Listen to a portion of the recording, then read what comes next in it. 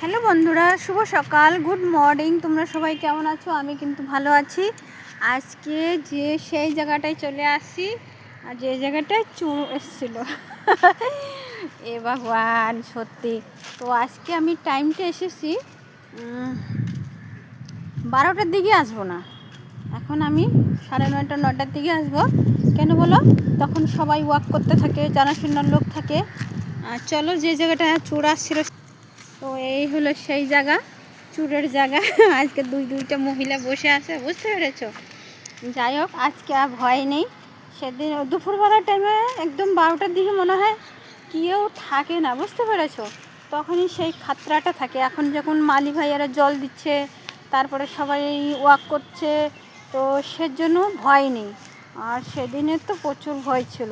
তো যাই হোক, যেটা হয় ভালোর জন্য হয়, ভগবানের আশীর্বাদে ভালোর জন্য হয়, বুঝতে পেরেছো? তো আমাদের বনটাতে আমরা চলে আসছি। তো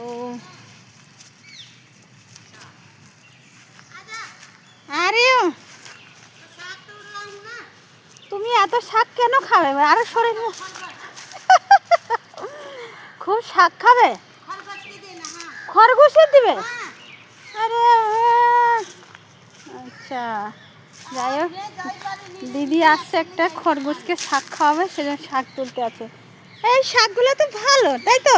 হ্যাঁ, ভালো তো হ্যাঁ, কিন্তু খাওয়া যাবে না, খাওয়া যাবে না। নোংরা শাক না?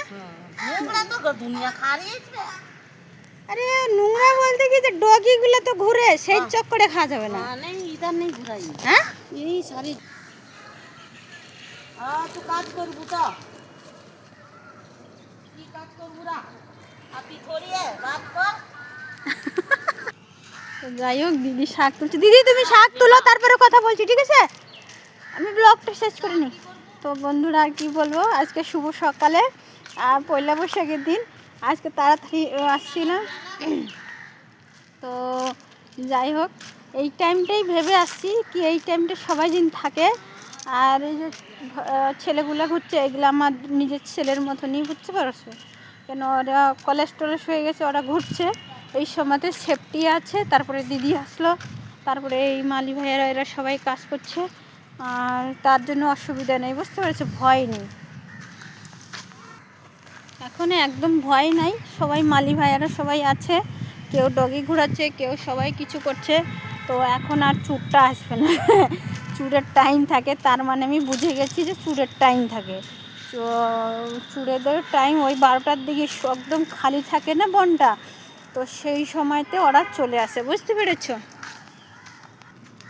তো